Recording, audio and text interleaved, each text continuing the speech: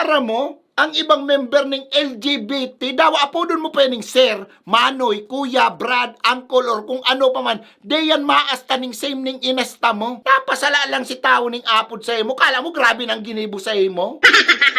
Kadakol mga professional, mga respected na member ang LGBTQ. Mga may respeto, may takot sa Diyos, mabubuot, magagalang, tapos ipapasupog lang ng mga tawong arog mo na nakanamit lang ka mo ning dikit na ano, kung umasta ka, kala mo, kanang kamay ka ni San Pedro?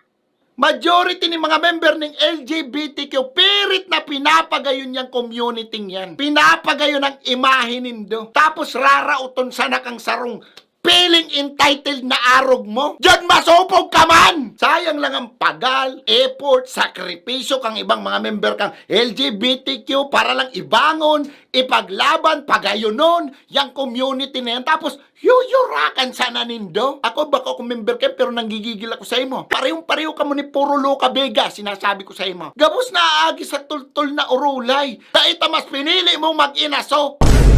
Yugon mo, si taong trinato mo ning arog ka to, sinalbar kang sarong taong ka member man sana nindo. Saro yan sa patunay na bakong gabos na bakla, arog mo.